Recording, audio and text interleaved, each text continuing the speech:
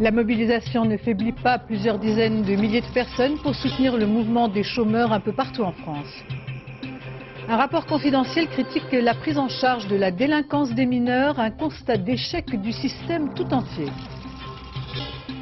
À Washington, la confrontation entre Bill Clinton et Paula Jones sur une affaire d'harcèlement, c'est la première fois qu'un président est amené à s'expliquer. 2 mois après le carnage à Luxor, les touristes continuent de déserter l'Égypte. Reportage dans la vallée des rois sous haute sécurité. Et puis, en marge des défilés de haute couture, découverte d'une première d'atelier qui dirige après 50 ans d'expérience les ateliers de Christian Lacroix. Madame, Monsieur, bonsoir. Ouvrons ce journal par les larmes de bonheur d'une jeune Française originaire de Mulhouse qui a donné à la France son premier titre mondial en natation. Victoire historique aujourd'hui à Perth, en Australie. Roxana Maracineanu a remporté la finale du 200 mètres d'eau dame au cours des championnats du monde. Florent Gautreau et Patrick Montel. Le chrono a tranché, mais les yeux hésitent encore. Faut-il pleurer de rage ou de joie? Roxana Maracineanu a du mal à le croire et pourtant c'est bien elle qui vient de remporter le 200 mètres d'eau. C'est le premier titre mondial de la natation française. Maracineanu, ici au premier plan, a construit sa victoire en 2 temps. 150 mètres en embuscade et une remontée fulgurante dans la dernière longueur. Au bout de l'effort, la Française bat la favorite, l'Allemande Dagmar Hase, et s'offre un nouveau record de France. Roxana elle-même n'osait espérer un tel dénouement. Je ne savais pas tellement comment m'en sortir avec les Américaines qui avaient l'air si fortes, avec les Japonaises qui toutes petites comme ça, mais elles vont très vite aussi. Et finalement, je me suis dit, bon, il faut faire comme toutes les autres courses, et peut-être que tu vas y arriver. Mais je ne pensais pas être championne du monde, je ne pensais pas gagner. Une Marseillaise historique pour une Française atypique. Roxana Maracineanu est née en Roumanie, elle vit aujourd'hui en France, à Mulhouse, et elle s'entraîne souvent en Allemagne. La Française a bénéficié, il est vrai, du recul des Chinoises, ébranlées par les affaires de dopage. Elle a aussi confirmé le renouveau tricolore. Les Français, au creux de la vague depuis les Jeux d'Atlanta, nagent désormais dans le grand bain mondial. L'actualité de ce samedi, marquée incontestablement par les manifestations de soutien aux chômeurs. 5 semaines après le début du mouvement, la mobilisation était au rendez-vous pour cette journée nationale. Point d'orgue à Paris, avec sous un ciel clair, plus de 10 000 personnes encadrées par des associations et en tête du cortège, un slogan « Tous ensemble, on continue ». Olivier Galzi. Quand les caddies sont vides, la misère se met en colère. Il n'y a que du chômage dans le caddie. Il n'y a rien, il n'y a pas d'argent, il n'y a rien. On peut rien acheter avec 2200 balles. Qu'est-ce que c'est L'urgence. C'est l'urgence de la situation qu'ils sont venus crier aujourd'hui sur le pavé parisien. Il n'est pas admissible que tant de gens vivent avec 2300 francs par mois. Et ça, c'est urgent, si vous voulez. Les emplois, il faut un certain temps, mais tout de suite, il faut satisfaire au relèvement des minima sociaux. Oui, qui c'est, Madame Misère? 1500 francs de plus par mois, c'est ce que réclament, entre autres mesures d'urgence, les chômeurs. Mais avec eux cet après-midi, des étudiants, des salariés et même des retraités ont manifesté leur solidarité. Pourquoi êtes-vous venu? Pour montrer notre solidarité avec les chômeurs. Il nous paraît naturel parce que voilà, ça touche aussi les étudiants, même si ça les touche moins. Ils ont raison, c'est ce que je voulais. La situation est très dure pour eux, c'est évident. Tous pourtant ne comprennent pas aussi bien. Un minimum de respect d'autrui quand même. C'est pour ça qu'on manifeste, c'est pour ça qu'on manifeste. Bon bah alors, travail. on s'allonge pas comme ça, on s'allonge pas comme ça sur la voie publique. Vers 17 h, ils étaient entre 10 000 et 20 000 à se disperser place de la Nation dans le calme. En revanche, rue d'Ulm, de l'autre côté de la Seine, des échauffourées ont eu lieu. Quelques cocktails Molotov lancés sur les forces de l'ordre par une poignée de mécontents, rapidement dispersés.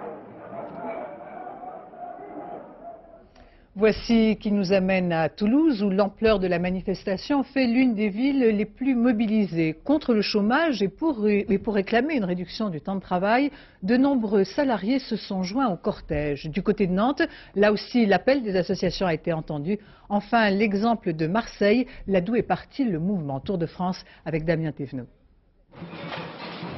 C'est à Toulouse que la manifestation a été la plus importante. Près de 6000 personnes ont défilé cet après-midi dans une ambiance musicale et sous un beau soleil. Dans le cortège, chômeurs, salariés et retraités ont réclamé la réduction du temps de travail. Il va falloir que les salariés actuels comprennent qu'il va falloir une baisse de salaire. À mon avis, il faudra y passer. Parce que 32 heures avec le salaire actuel, sans baisse de salaire, ce ne sera pas possible. Même revendication, même mobilisation à Nantes. Les 3000 manifestants ont réclamé le RMI pour les moins de 25 ans et une revalorisation de tous les minima sociaux. Après Toulouse, Nantes et Grenoble, les manifestations ont été de moyenne ampleur à Lille, Montpellier et Bordeaux, entre 1000 et 2000 participants. Mobilisation plus faible en revanche dans l'est de la France, entre 300 et 700 personnes à Nancy, Metz et Strasbourg. En tout, plus d'une vingtaine de villes en France se sont mobilisées aujourd'hui. Enfin, la participation à Marseille était attendue puisque c'est dans la cité phocéenne qu'a débuté le mouvement des chômeurs il y a quelques semaines. Aujourd'hui, les Bouches-du-Rhône ont rassemblé 4500 manifestants, 2000 de moins que mardi dernier. L'engagement du préfet de débloquer 2000 francs d'aide d'urgence aux plus démunis a peut-être apaisé la colère de certains chômeurs. En tout cas, ceux qui ont participé aux manifestations aujourd'hui sont bien décidés à se battre jusqu'au bout. 6 mois après avoir pris la présidence du RPR, Philippe Séguin, lors du Conseil national du mouvement qui s'est tenu cet après-midi à Paris, Philippe Séguin rassemble autour de lui les différents courants de l'opposition. À l'ordre du jour, les élections régionales, la refonte des statuts, bref, la rénovation du parti. À la tribune, Philippe Séguin en a profité pour dénoncer avec vigueur le monde virtuel de Lionel Jospin. Reportage Carole Como et Vincent Bouffartigue. Philippe Séguin est de bonne humeur. Après 6 mois de doute et d'introspection, le mouvement gaulliste peaufine aujourd'hui sa rénovation. Les militants ont été consultés et les vieilles querelles sont maintenant officiellement oubliées. Après la remise en ordre du mouvement, il y aura maintenant, je pense aujourd'hui, un accord à la fois sur les objectifs, le projet, les moyens. Tout va bien. On est rassemblés, réconciliés. Je ne dis pas que tout est fini, qu'il n'y a pas encore beaucoup de travail à faire. Mais enfin, l'année 98 commence mieux que ne s'était déroulée l'année 97. Le RPR semble d'ailleurs retrouver les faveurs du calendrier. Le mouvement des chômeurs, le dérapage du Premier ministre, le moment est propice pour s'attaquer au gouvernement. Monsieur Jospin en est réduit à se bâtir un monde imaginaire, un monde virtuel dont il attend qu'il soit compatible avec son dogmatisme. Alors c'est vrai pour le passé, et il réécrit en conséquence l'histoire à sa façon. C'est vrai aussi pour le présent, dont il refuse d'admettre les données les plus évidentes et qu'il reconstitue à sa convenance. Un nouveau projet politique, de nouveaux statuts, sans doute un nouveau nom. Pour la première fois, c'est par un vrai débat interne que le RPR a décidé aujourd'hui de son avenir. Philippe Séguin s'était donné 6 mois pour mener à bien la rénovation du mouvement gaulliste. Ce sera chose faite à la fin du mois, lors des assises nationales qui verront la naissance d'un nouveau RPR. Juste à temps pour se lancer dans la bataille des élections régionales de mars prochain. De son côté, François Bayrou, président de Force démocrate, ironise sur les divisions au sein de la majorité plurielle. Je vous propose de l'écouter. Alors la majorité plurielle, c'est assez simple, c'est les premiers qui organisent des manifestations contre les seconds sous les applaudissements des troisièmes. C'est comme ça qu'on construit la majorité plurielle. Mais tout le monde voit bien que de cette majorité qui est en voie de décomposition, de dilution et de dégradation, il ne restera bientôt plus qu'une novation grammaticale. Nous allons avoir la majorité plurielle la plus singulière de toutes, et la majorité la plus singulière parce qu'à force d'être plurielle, elle ne sera plus majorité du tout. Jean-Michel Carpentier, bonsoir. Apparemment, l'opposition profite de la situation délicate dans laquelle se trouve le gouvernement de Lionel Jospin. Oui, bien sûr, l'opposition a beau jeu de s'en prendre à Lionel Jospin, car c'est la fin de l'état de grâce pour le Premier ministre, qui se trouve à un tournant. Celui qu'ont d'ailleurs connu avant lui, souvenez-vous, Jacques Chirac en 86 avec les étudiants et les cheminots, puis Michel Rocard avec les infirmières, Édouard Balladur avec le CIP et Alain Juppé en décembre 95 avec la grève des transports. C'est-à-dire que 6 à 8 mois après leur arrivée, presque tous les premiers ministres, depuis 15 ans, ont subi des mouvements sociaux. Alors aujourd'hui, à 2 mois des élections régionales, eh bien Lionel Jospin est confronté à 3 défis. Premièrement, tenir sa majorité. Deuxièmement, contrer une droite qui, de l'Élysée jusqu'au RPR et à l'UDF, relève la tête et retrouve son inspiration dans des idées néolibérales. Et troisième défi, le mouvement social des chômeurs, devenu un véritable acteur politique et probablement celui qui recueille le plus d'écho auprès des Français, ce que Lionel Jospin avait peut-être un peu trop sous-estimé. Et aux critiques de l'opposition, Lionel Jospin a subi de l'autre côté la pression de sa majorité. Oui, depuis 3 semaines, les communistes et les Verts poussent à gauche pour 2 raisons. D'abord, éviter de se faire déborder eux-mêmes sur le terrain par des acteurs sociaux de plus en plus durs, et ensuite pour préserver leur identité dans la majorité. Alors, pour reprendre tout le monde en main, eh bien Lionel Jospin risque de devoir mener une politique de plus en plus à gauche, notamment sur les 35 heures et les minima sociaux, tout en gardant en tête qu'il lui faut maîtriser le budget pour réussir l'euro. Pas facile. Merci Jean-Michel Carpentier. À Lyon, où se tient jusqu'à dimanche la convention des candidats du Front National aux élections régionales, plusieurs milliers de personnes ont manifesté contre le parti de Jean-Marie Le Pen. Reportage Michael Darmon, Didier Guyot. Être les premiers à partir en campagne, c'est un principe au Front National. La convention des candidats du FN pour les prochaines cantonales et régionales se réunit sur les terres du Lyonnais Bruno Gollnisch. Ça va Bruno, félicitations. Merci, alors quoi de neuf chez toi? C'est le retour de Gollnisch? C'est pas seulement autour de moi, c'est autour de notre président, de notre délégué général, de l'ensemble du bureau politique et des cadres du mouvement. 2 jours d'ateliers et de séances plénières. Les troupes sont réunies pour recevoir les instructions, comme celle de Bruno Maigret, de plus en plus soucieux de redorer le blason de son parti. Prenons garde de ne pas donner de nous une image trop hégémonique ou dogmatique, sachons expliquer. Mais voilà, certains militants s'obstinent eux à expliquer leur vision très lepéniste de la géographie. Alors je me disais que Vitrolles est une ville arabe. Vous en avez, il y en a beaucoup, hein? Beaucoup? Et oui, pas facile de changer les mentalités en 2 jours de convention. De l'autre côté de la ville, on manifeste contre la présence du Front National à Lyon. Fraternité! Syndicats et associations antiracistes redescendent dans la rue pour cette campagne, toujours à la recherche de la stratégie contre le FN. Est-ce que c'est lassant? Écoutez, tant que le Front National représentera ce danger pour nous, on ne se lassera pas. Bien sûr qu'on préférerait faire autre chose, mais le Front National est là, on est là aussi. Réunion du Front National, dispositifs policiers et manifestations anti-FN, Lyon-la Tranquille donne classiquement les 3 coups d'une nouvelle campagne électorale.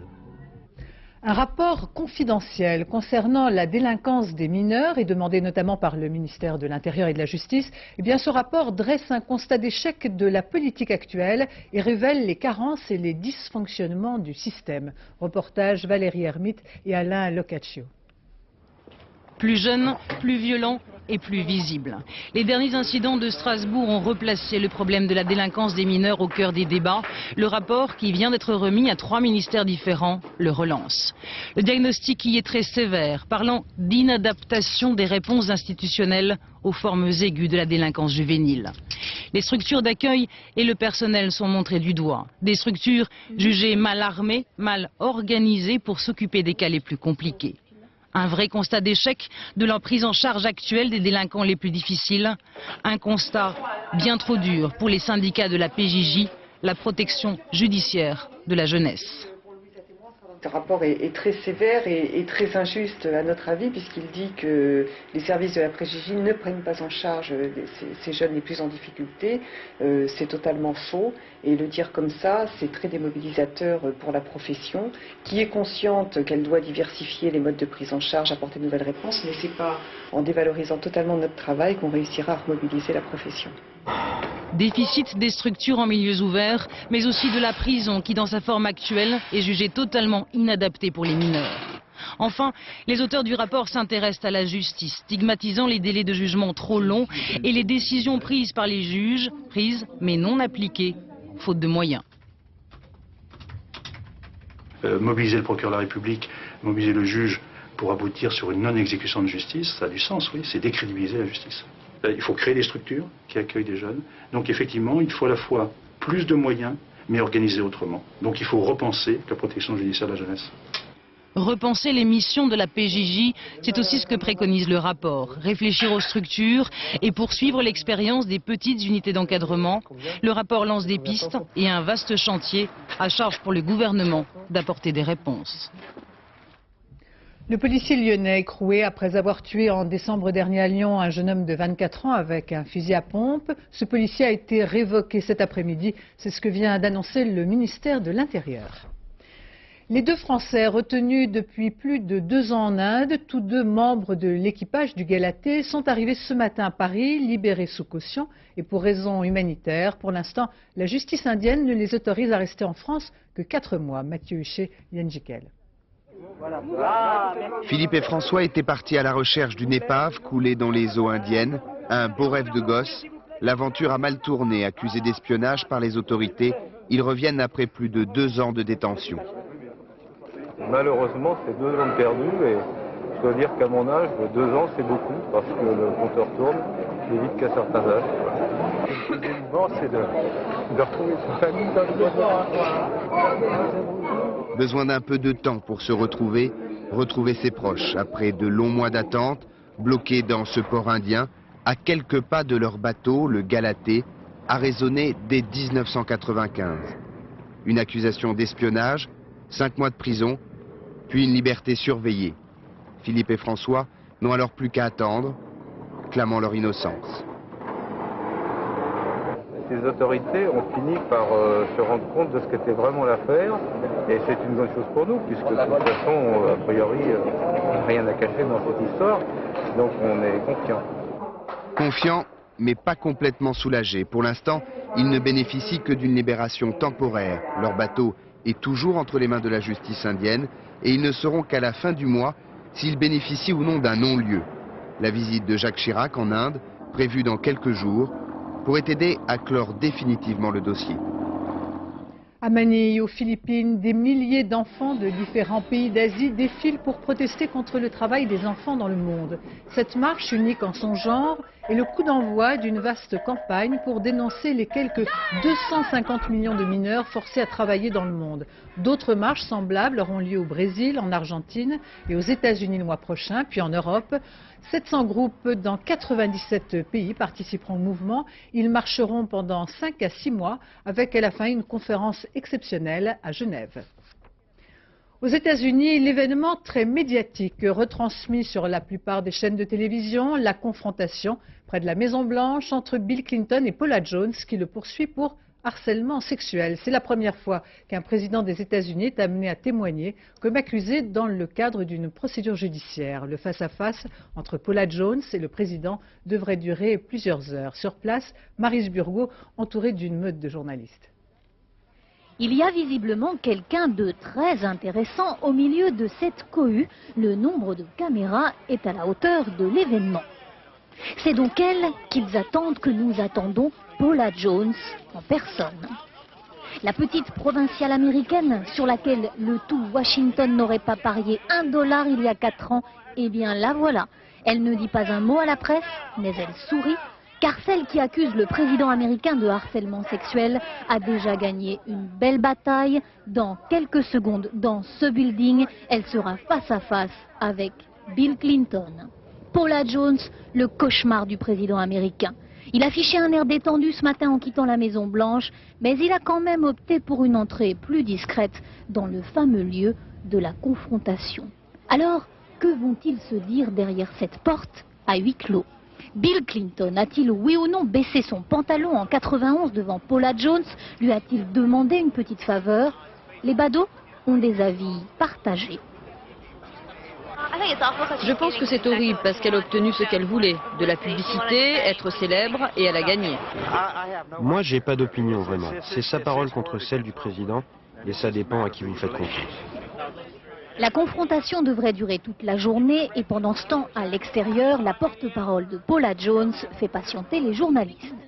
Elle explique que la toute nouvelle information donnée ce matin par le Washington Post est en leur faveur. Selon ce journal, Clinton pourrait aujourd'hui reconnaître pour la première fois qu'un policier a bien amené Paula Jones dans sa suite en 91, mais il niera lui avoir fait des avances. À 2 pas de la Maison-Blanche, le face-à-face entre Bill Clinton et Paula Jones pourrait donc durer plusieurs heures. Le temps pour les avocats de Paula Jones de littéralement cuisiner le président américain sur sa vie sexuelle et sur sa réputation de coureur de jupons.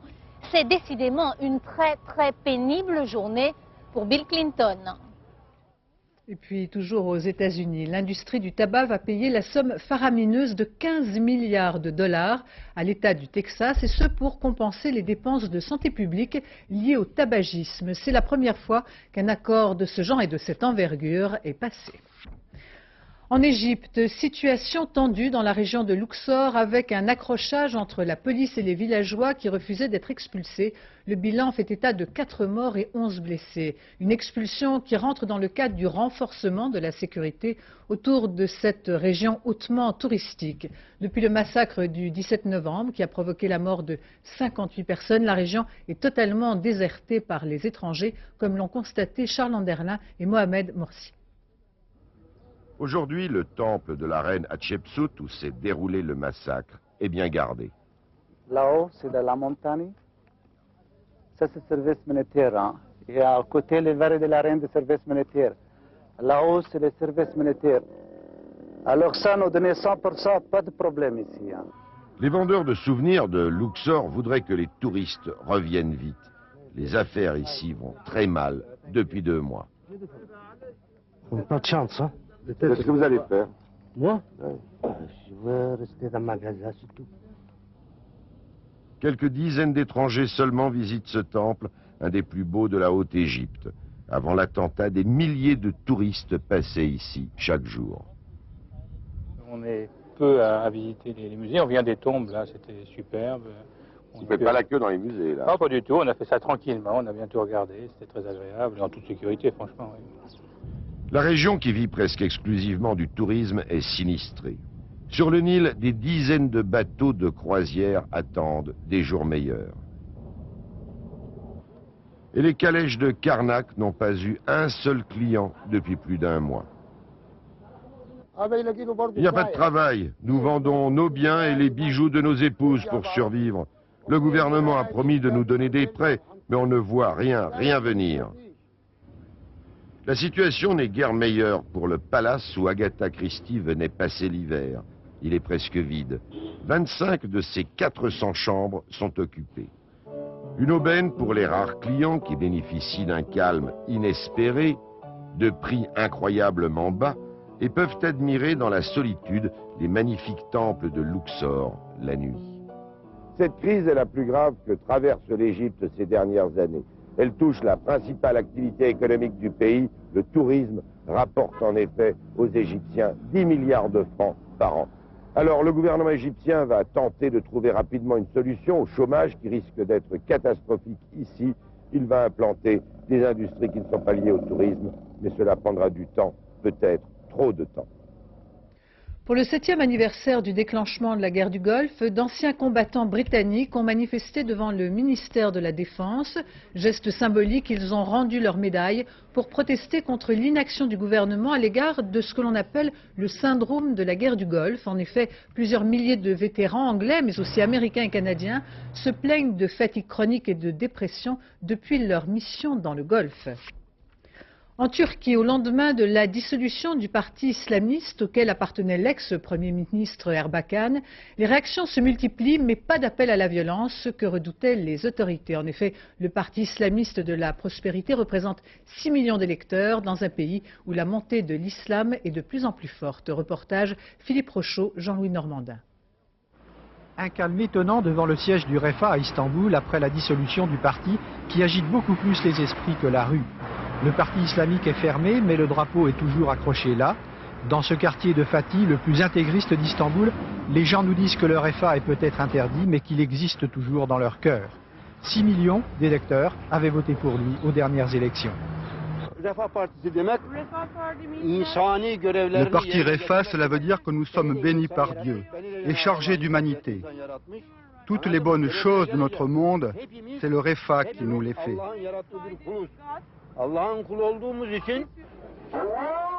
À la mosquée Fatih, la police est présente, mais pas de violence. Nekmettin Erbakan, le patron déchu du Refah, a appelé ses fidèles au calme et il est écouté. Mais à la prière de midi, il n'y a pas que des partisans, même chez ces femmes très religieuses. Cette étudiante nous dit que de toute façon cela ne changera rien, car un autre parti tout aussi radical va prendre sa place. Son amie veut nous convaincre que ce n'est pas parce qu'elle porte le foulard qu'elle est partisane des islamistes du Refah. Beaucoup de Turcs dénoncent les dérives de ce parti et de son chef, son financement, son caractère sectaire. La Turquie est un pays démocratique. Il y a des lois, et ceux qui n'obéissent pas à ces lois, même si ce sont des partis politiques, doivent payer. C'est normal. Nekmettin Erbakan a appelé ses partisans à ne pas répondre aux provocations et à garder leur calme. Mais c'est oublier que c'est le même homme qui disait en son temps « Le REFA vaincra avec ou sans effusion de sang ». C'est aussi pour cette déclaration que son parti a été dissous. En Argentine, après les déclarations de l'ex-capitaine Alfredo Astiz, qui affirme avoir participé à de nombreuses exécutions et n'en ressentir aucun regret, le président de la République, Carlos Menem, a demandé la comparution en justice de l'ancien officier. À Saint-Pierre-et-Miquelon, le naufrage d'un cargo grec hier au large de l'archipel français a provoqué la mort de 21 des 25 membres d'équipage. 4 marins seulement ont été rescapés. L'épave du cargo de 180 mètres de long qui avait quitté Rotterdam a été coupée en deux et des centaines de tonnes de mazout s'échappent de ses flancs. Les rescapés, dont 3 Philippins, ont été transportés à l'hôpital victimes d'hypothermie. Tout autre sujet avec un retour en France, à Blois, visite guidée d'un aquarium hors du commun puisqu'il réunit quelques 1200 piranhas rouges, véritables machines à dévorer, comme l'ont constaté Laurent Lejopp et Nathalie Gallet en assistant à leur repas quotidien. Tous les jours à 16 h, on nourrit les piranhas. Piranha, en portugais, ça veut dire sécateur. C'est peut-être un détail pour vous, mais pour ce poulet, ça veut dire beaucoup.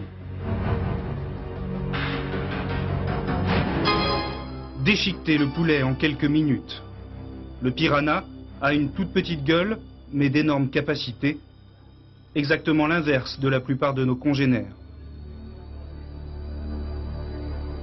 J'ai entendu dire, c'est des anecdotes, on ne sait pas si c'est vrai ou si c'est faux, que par exemple l'armée française en Guyane, chaque fois qu'ils partaient, qu'ils sortaient, ils emportaient avec eux assez souvent des cadavres de moutons pour jeter dans les mares qu'ils allaient traverser ou les petites rivières pour éviter de se faire trop attaquer. Le piranha, source de tant de fantasmes, dentition effrayante, appétit féroce, le sujet idéal pour nourrir nos cauchemars. Votre main, ne la mettez pas dans l'eau. Quelque chose de terrible qui se nourrit de chair humaine. Cauchemar de série Z, la réalité quotidienne du piranha est bien différente. Il n'y a pas de monstre dans l'eau? Non, que des petits poissons. Quand il ne mange pas, c'est un animal qui a un comportement pratiquement inintéressant puisqu'il se cache sous une souche et puis il attend la prochaine fois où il va manger.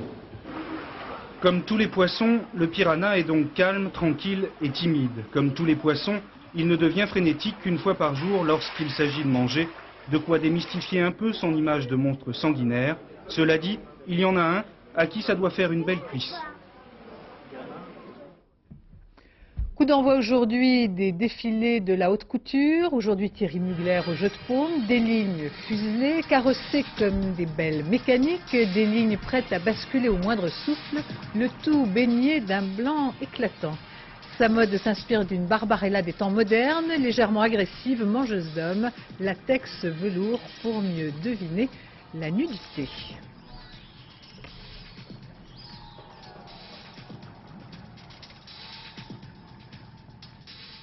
En marge des collections, je vous propose de passer dans les coulisses des ateliers avec la découverte de celle qu'on appelle avec respect la première d'atelier. 50 ans d'expérience pour cette femme, Madame Janine, qui a commencé le métier à 13 ans. Reportage Sophie Mézel et Bernard Puissesseau. La petite musique des ciseaux. De mère en fille, c'est une passion qui leur tient au corps. Le dessus, là, il faut le revoir avec Monsieur Lacroix parce qu'il voulait une chose très précise. Il voulait que le satin ait le même esprit, c'est-à-dire le même accrochage de lumière que sur les tableaux du couronnement de la princesse Eugénie. Vous voyez ? Ces tableaux qu'il y a au Louvre. Le rôle de Madame Janine, comprendre les rêves que Christian Lacroix exprime en quelques mots ou en un croquis à peine esquissé. Elle guide ses troupes, première main aux doigts de fée. Des centaines d'heures de travail pour chaque robe, beaucoup de poésie et un brin d'humour. Une tortille, tu sais, comme quand on fait le tour d'une pâte. Oui. Quand tu fais une tarte. Plus que 3 jours pour tout finir, une 60aine de robes nées dans ses ateliers. Alors forcément, Madame Janine n'a pas une minute à perdre. 1 centimètre. 1 centimètre, vite, vite, vite, vite. Le signal vient d'être donné. Christian Lacroix l'attend un étage plus bas, dans les salons pour les essayages. La première d'atelier sur le pied de guerre, prête à passer un examen au nom de son équipe. Bonjour tout le monde. Il faut qu'elle ait su traduire l'inspiration du couturier. L'allure générale de la robe est là, habitée pour la première fois par ces mannequins qui prêtent leurs mesures parfaites à l'élaboration de la collection. J'aimerais mieux que ça jaillisse plutôt que ça rentre. C'est pas Madame Janine propose, Christian Lacroix jauge et tranche. Tout un cérémonial à respecter dans les règles de l'art. Voilà. C'est quelque chose de un peu comme ça, monsieur, qui mourrait. Madame Janine était là pour l'ouverture de la maison Lacroix il y a 11 ans. Elle l'a vu grandir, nourrie par le succès, la reconnaissance. J'étais là dès le premier jour. Il n'y avait rien quand je suis arrivée et que Christian Lacroix m'a dit que c'était moi qui prenais comme première. Je suis venue un jour et puis on a commandé tout avec la personne qui s'occupait de ça, jusqu'à la moindre épingle, parce qu'il n'y avait même pas une épingle, ni un bout de bolduc, ni rien du tout. 55 ans qu'elle exerce son métier dans l'ombre, 55 ans et toujours aucune intention de s'arrêter. Un jour, il faudra bien y songer, dit-elle, mais ça sera terrible. Déception aujourd'hui pour Surya Bonaly, 6e seulement des championnats d'Europe de patinage artistique à Milan. Une satisfaction quand même pour le patinage français avec la médaille de bronze du couple Anissina-Pesra. Reportage Yann Lavoie et André Germain.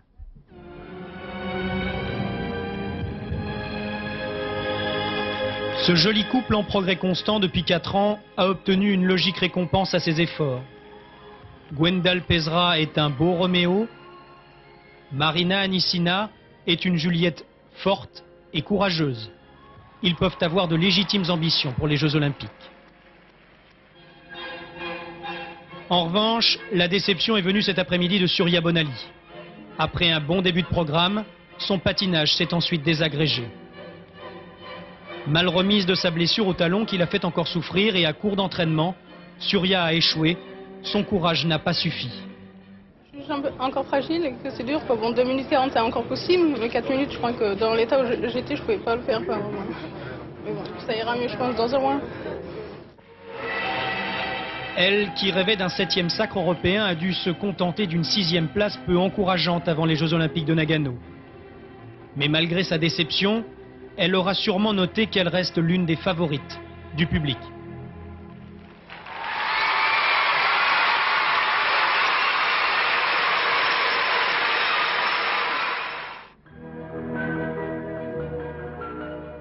Mais la nouvelle reine d'Europe est russe. Maria Butirskaya a glissé tel un cygne sur la glace de ses rêves. C'est le premier titre européen pour cette étudiante de 25 ans, toujours bien placée lors des différents championnats internationaux, mais jamais gagnante. Aujourd'hui enfin, elle aura eu sa part de bonheur.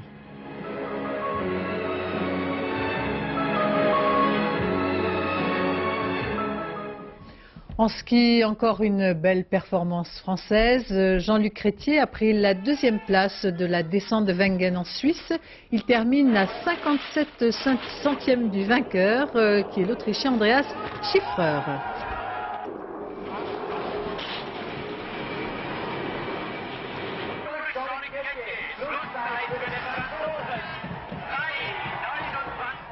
Image de la victoire, donc.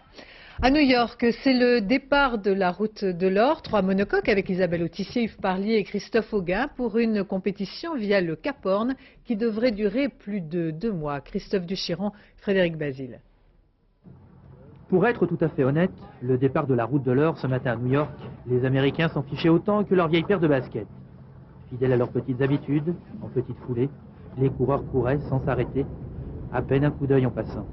New York-San Francisco, sans le moindre concurrent américain, il y a forcément une explication. Les Américains n'aiment pas perdre non plus, donc oui, ça appelait le niveau est élevé, ils ne sont pas formés, ils n'ont pas la culture non plus. Restons français, soyons chauvins. On était chez nous ce matin à New York. Public, sponsor, médias, 3 skippers français, c'est logiquement la France qui devrait gagner. Bon bateau, bel équipage, donc une belle histoire qui s'annonce, j'espère que tout ira bien jusqu'au bout, quoi.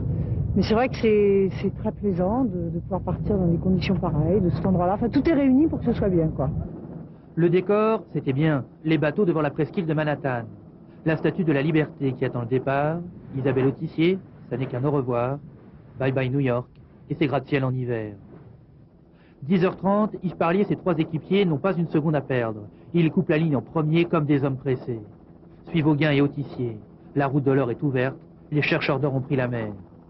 Avant d'arriver à San Francisco, il faudra passer le Cap Horn. 26 000 km sur l'eau, au moins 2 mois de voyage, 4 à 5 à bord, serrés comme des sardines ou presque, à l'intérieur du bateau. Les bateaux sous le pont de Verrazzano, là où chaque année s'entassent les milliers de coureurs du marathon de New York. À leur manière, Parlier, Autissier, Auguin et leurs équipiers sont des marathoniens. Cette fois, ils courent sur la route de l'or à l'appel du grand large.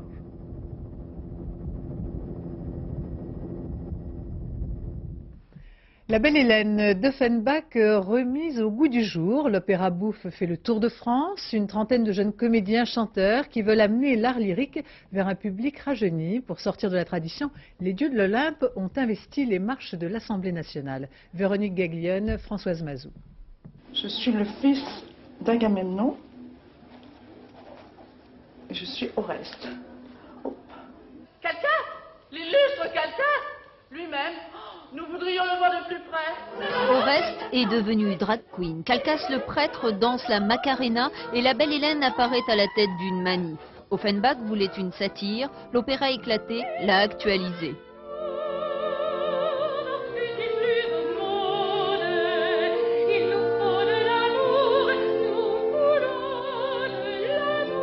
Ça se passe dans la Grèce antique, ça n'a aucun...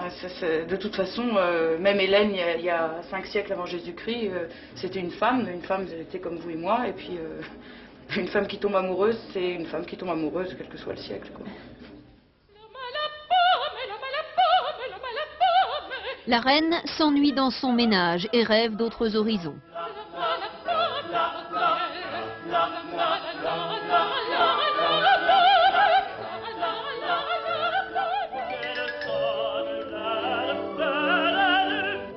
Mais Paris, l'amant, est chassé par des rois, énarques d'aujourd'hui, drapés dans leur ridicule. On est tout à fait dans l'esprit d'Offenbach. Ah, ben Offenbach, tout à fait dans l'esprit d'Offenbach. Mais Offenbach, on déforme. Offenbach, ça mais se non, passe en Grèce, ça se passe pas avec un bonnet phrygien. Un bonnet phrygien avec... Ça se passe à Paris, ça se passe ici. On est à Paris pour donner rien à voir. D'Offenbach, ce qui reste dans notre travail, c'est l'essentiel, c'est-à-dire l'aspect parodique, l'aspect critique sur la société, sur les gens, sur les êtres humains. Voilà. Et moi, c'est ce qui me plaît dans Offenbach. C'est comme Molière, c'est qu'on peut se l'approprier à notre époque. Oui, c'est un texte de 1864 pimenté de quelques bons mots, des costumes et des jeux de scène décapants.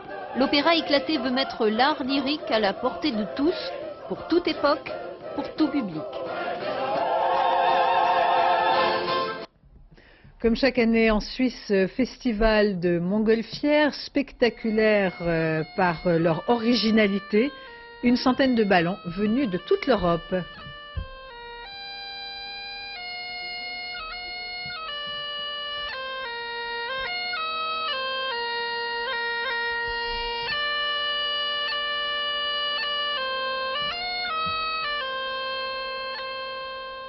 Ainsi se termine cette édition. Je vous en rappelle les principaux titres. La mobilisation ne faiblit pas. Plusieurs dizaines de milliers de personnes pour soutenir le mouvement des chômeurs un peu partout en France. Un rapport confidentiel critique la prise en charge de la délinquance des mineurs. Un constat d'échec du système tout entier. Et puis natation, victoire historique aujourd'hui pour la France. Roxana Maracineanu a remporté la finale du 200 mètres d'eau dames au championnat du monde d'Australie. Tout de suite, la météo présentée par Isabelle Martinet. 20h50 quand la musique est bonne. Divertissement animé par Jean-Luc Reichmann. Demain 7h dans Thé au Café, Catherine Sellac reçoit les acteurs de la série Entre terre et mer. À midi demain dans Polémique, Michel Cotta reçoit Bernard Kouchner. Je vous remercie de votre attention. Excellente soirée à tous. À demain.